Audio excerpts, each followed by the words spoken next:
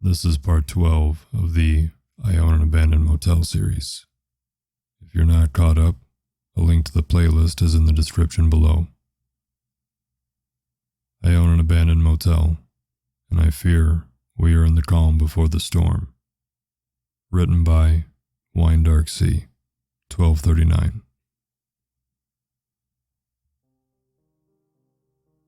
The next few days were quiet, as though the release of Muriel's presence had temporarily endowed the property with a fragile peace.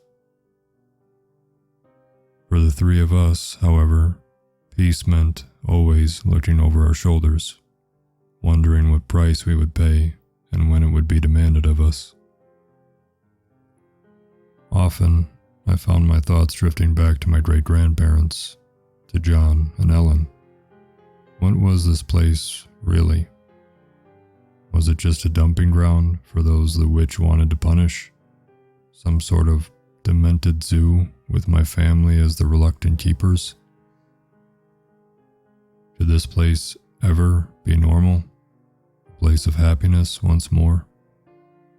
And even if we could proceed to each cottage and one by one eliminate each entity, what then? When would the hammer fall? Surely the witch had some retribution planned, even if it appeared that, for now, she allowed me to mess with her playthings. How do you prepare to face a being like that? Waiting was the only thing that made sense to me. Biding my time until I thought of a solution, or until my time ran out. I read Martina's notebook every day, hoping that the next time I opened it, it would magically be filled with answers.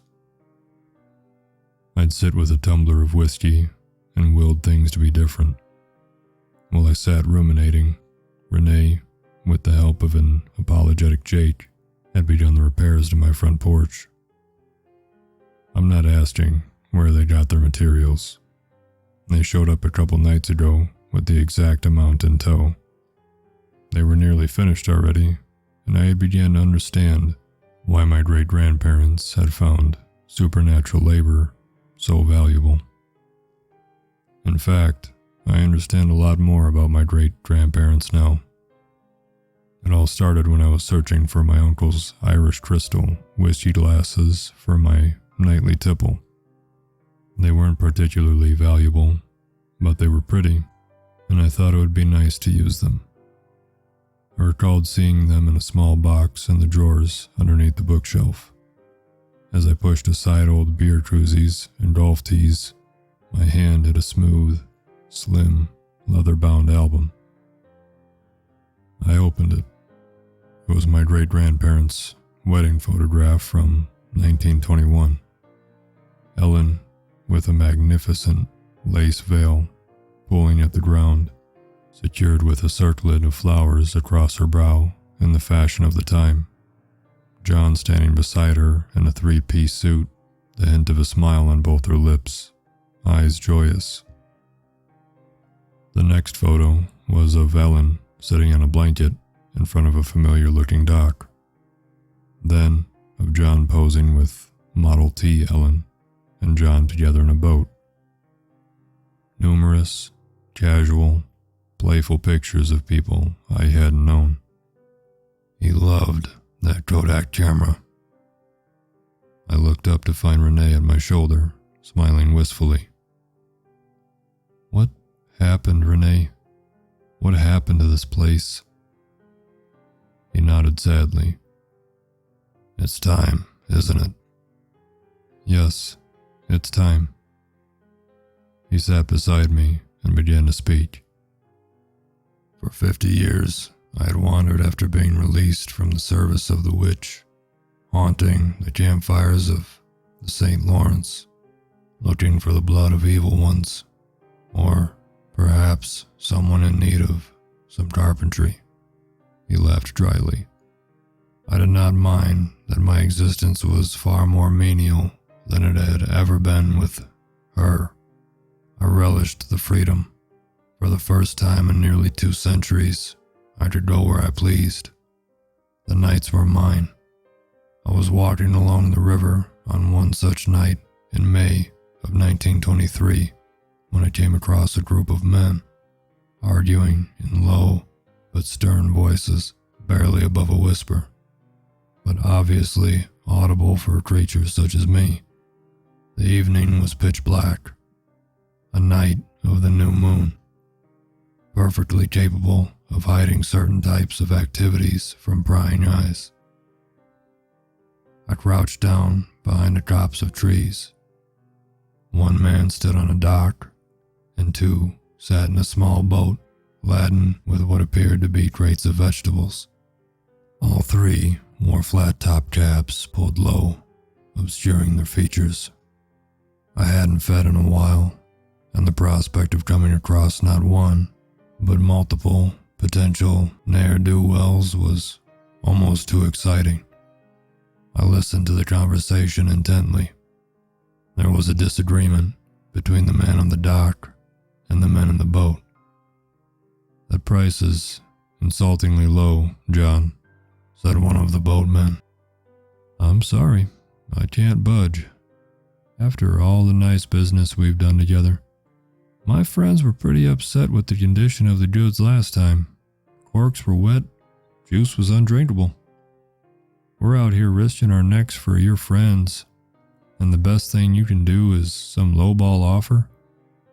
We would have gone with Simpson's crew if we knew you were going to be so stingy. You've gotten careless, Doyle. Maybe if you had put some of the money into fixing that leaky boat of yours instead of with your bookie, we wouldn't be in this unfortunate situation." I could sense a wave of rancor rise in the men of the boat. One of them was armed. I knew that the man at the dock would not leave there alive, and that gunshots would spoil my chance at a decent meal. Sure enough, the man called Doyle drew a gun on the man at the dock. The man called John took a step back and raised his hands, but his face was resolute. No one paid attention as I crept silently down toward the river. I assessed the distance between me and Doyle. With a leap, I pushed John to the ground and pounced on Doyle in the boat. Before he could react, I was ripping into his neck and drinking, until all too quickly he dropped to the ground. His accomplice was screaming. He tried to jump out of the boat, but John cut the rope mooring and fled into the night, leaving us out to drift. I grabbed the other boatman's collar, bit into his artery, and he met the same fate as his companion. I cleared the bodies of any valuable items and shot the corpses with the gun. After some time in the river, the authorities would assume the deaths were ordinary homicides. Underneath the vegetables were a couple crates of fine champagne. I decided to let those bottles drift with the boat, treasure for a lucky scavenger to find. I did not enjoy the swim to the shore, but even though I was soaked, I felt wonderful with the infusion of fresh blood. Between the blood and the cash, I figured I was in good shape for quite some time. I was so exuberant that I completely forgot about the third man, John. He was lying in wait for me with his knife. He plunged it into my side before I could throw him off me, and with a groan, I saw a good deal of that hard-earned blood pour out before the wound healed. John's every instinct told him to run away, but he stood transfixed at the monster before him, shaking. "I saved your life, and this is how you repay me?" I chuckled. I locked eyes with him. "Be calm, John," I instructed. He took a deep breath and put his knife away. "What are you?" he asked. "A vampire," I said. Why mince words? He had seen me in action, after all. I could see that this troubled him, of course. Nevertheless, he shocked me by extending his hand. "Vampire or no, I suppose I'm in your debt." I took it, and though I saw a sliver of fear pass through his eyes at the coldness of my touch, we shook. John Colnan. Renee Allaire. I'd say it's a pleasure, but I'm not sure that's the right word. I laughed. Likewise, I said, pointing to the bloodied hole in my shirt where he had wounded me. Well, sorry about that. I suppose if you were going to kill me, you would have done so already. That is correct. So then, Mr. Allaire, I'm at your service. I'd offer you the champagne those assholes were bringing me, but I doubt you'd have much use for it. No, that's quite all right. I only asked for a place to stay during the day, somewhere the sunlight can't penetrate. I have a cellar with a sturdy metal door and lock. That would do nicely, thank you. As I said, I'm in your debt. I followed him up a rocky hill to a humble, white clapboard house. Before I could open the doors to the cellar, a woman ran out, a look of concern on her face. John, she cried, embracing him. I heard gunshots. I'm fine, he muttered. She pulled away and examined him, then looked at me, her eyes immediately drawn to the blood on my shirt and face, and the fact that I was still quite wet. She turned to John, waiting for an introduction or explanation. Ellen? He began, voice unsure. This is Renee Allaire. Mr. Allaire, this is my wife, Ellen. Ellen, this man just saved my life. Doyle and Miller drew a gun and, well, he trailed off. I took care of them, I added. Ellen narrowed her eyes. What do you mean? She said suspiciously. I glanced at John, who seemed frozen with indecision. My usual practice was secrecy, of course, but I had already revealed myself to John. Ellen had just as much a right to know. I opened my mouth, revealing my fangs. Her eyes widened, and the color drained out of her face. You said your name was Allaire? She asked. Yes, I was from French Canada. As were my parents, she said. My grandmother would tell me stories about creatures like you, the blood drinker. That is what I am. Your husband has kindly offered me your cellar for my rest, but I understand if you do not want me under your roof. Ellen and John exchanged glances. Ellen nodded. If you saved John's life, then his debt is mine as well. Would you care to warm yourself by our fire? I can give you some of John's old clothes. This act of kindness may sound trivial to you, but you have to understand, it was the most I had received in over 2 centuries. I agreed to her offer, genuinely moved. As we walked up the wooden stairs to their home, one buckled under me. John and Ellen were apologetic.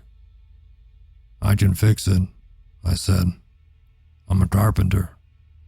Ellen's face lit up with excitement, but John did not share her enthusiasm. Within moments, we were seated by the fire, my wet and dirty clothes replaced. Ellen handed me a rolled-up piece of paper, spreading it out before me. It was a blueprint for a series of cottages scattered around the land adjacent to the Colnans' home. We have some money now, John began hesitantly. I've always worked as a handyman, jack of all trades, really. For a bunch of the rich folks who have their summer homes around here. Been doing that since I was a kid. Since Prohibition, those rich folks have been antsy. Can't get the booze they're accustomed to anymore. That's where I come in. I go between them and the smugglers. Works well for everyone. Rich people don't get their hands dirty, and I get my cut. It's been very good money for us. But if we could build these cottages, we wouldn't need that sort of money anymore. Ellen interjected eagerly. As you saw today, it's dangerous. Too dangerous. You see, we'll be having a baby in November. I understand.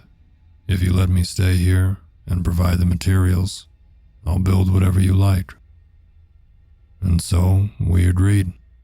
It was a fine summer, full of warmth and true companionship. John found me a proper house to live in, owned by his cousin, but often I would find myself staying in the Coleman cellar after long nights of work. I embellished Ellen's design with a few of my own touches, and by the time the first cold breeze announced the arrival of autumn, the cottages were nearly completed. That's when the trouble began. One night, I was finishing up some final tasks. I was returning to the cellar when I passed by one of the recently completed cottages. There was a dull, yet distinctive scratching sound, accompanied by a low humming that felt as though it were coming from under my skin. I put my ear to the cottage's door, and the sound only became louder. I opened the door, and out poured a horde of cockroaches. The entire floor was covered with them, a veritable, writhing carpet. They crawled out of the door, over my boots, and into the dark, leaving exposed on the cottage floor the bones of a cat, picked clean. I lowered myself to the floor, my head hung in my hands, stifling a cry of despair and disbelief. I knew that she had found me. For half of a century, she had left me in peace. No macabre little gifts, no black apparitions in the dead of night, no malevolent laughter. I truly believed that I was free. How foolish I was, over 200 years old, and still the naive youth. I decided not to worry Ellen and John, especially given Ellen's delicate condition. I figured that I could run away, leave them to their lives. The thought of leaving without saying goodbye to the people who had been so kind to me was almost unbearable. But I knew I had to do it. I was too late. No sooner had I made the decision to leave when the sky began to turn that familiar, nauseating green. Ellen and John stepped outside in their bedclothes, holding each other in fear. "There's someone laughing in the house," John said, bewildered, eyes wide with terror. "You both need to listen to me. Leave now. Go to your church, wake up the priest, do whatever you need to do, but stay in the sanctuary until sunrise. Do you understand?" They nodded. John disappeared inside the house and returned with a woolen blanket, which he wrapped around Ellen, and his gun. They ran down the hill to their Model T, but before they could escape inside, the car burst into flames. They screamed. I felt the burning hand on my arm, cold lips at my ear. My stomach churned. "You are mine, forever." Her voice was death. I did not turn around. "Take me then. Leave them be." She walked in front of me, her hand caressing my cheek as she passed. She gazed with disdain at the Colemans cowering before her. "Pathetic Renee. You truly are pathetic. I give you the world, and this is where I find you? What is he to you?" she said to John and Ellen. "Did you think a creature such as he could be your pet?" "He is our friend," said Ellen resolutely. She stood straight and wiped the fear from her face. The witch's mouth peeled into a wide, black grin. John aimed his gun at her with trembling hands, which, of course, made her smile even wider. arrogance, the vice of all men. With a twist of her hand, she forced them to kneel before her in the ground. She bent down and placed a hand on Ellen's belly. Ellen shrieked with heart-rending agony. I haven't held a baby in so long. Shall I take him? Shall I carve it out of her right now? Enough, I shouted. Let's make a deal. Do what you want to me. Take me, kill me, I don't care. But leave them and their child alone. You do not know what you asked. You still think the worst thing is death? She laughed. Do we have a deal? Yes, it is done. A short dagger materialized in her hand. She began to kiss me, and for the sake of the Commons, I dared not flinch or turn away. She drove the dagger into my gut, my chest, over and over until I staggered and collapsed.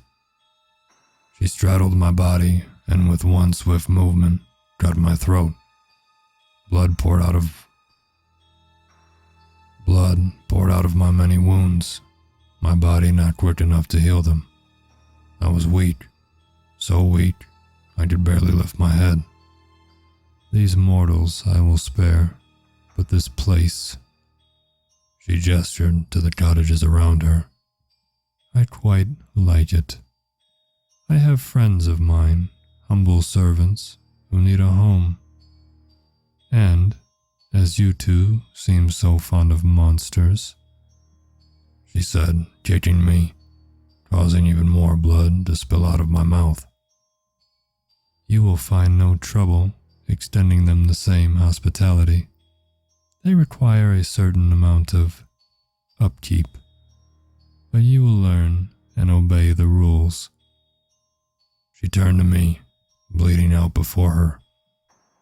And as for you, my traitorous lover, I see you delight in your craftsmanship. Did you like playing at the simple carpenter once more? Perhaps you'd like to stay here forever. I felt my body lifted, suspended in air. I was walking into a dark place, though I knew I could not move. The sound of wood, hammers coming as though from a distance. The air was hot and close. Taxing all my strength, I lifted my hand and immediately touched a wall. I was trapped, entombed. She was right. There are worse things than death. But those first years in which my consciousness and thirst nearly drove me mad, the worst was knowing that it was all my fault. My hubris that brought the witch to torment your family, though only now do I understand what she has done here. And what was that? I asked, hugging the album of John and Ellen close, as though I could reach back in time and protect them from what was coming. Payments, taxes. Your grandfather was wise to conceive of them as debts, for even a creature such as she has such obligations. The entities that she has bound to the cottages, burdening your family with their maintenance. That is but mere amusement to her. But then there is the grand tax, the one above all, the one that even she must pay on the quarter days. To keep with our corporate metaphors, she has outsourced even that grave duty to the caretakers of this place. John and Ellen, your grandfather, your uncle, Martina, and now you became her unwitting agents. How do we break it? How do we default, so to speak? He shook his head. That I do not know. I can only hope we have time to figure it out. I stood there, and though my heart was heavy, I embraced him. I don't blame you for this. I hope you know that. I felt him exhale. His arms tightened around me. Thank you. Just then, Jake threw open the cottage door. A look of befuddled amusement crossed his face at seeing us together. I hope I'm not interrupting anything, but there's a cottage on fire.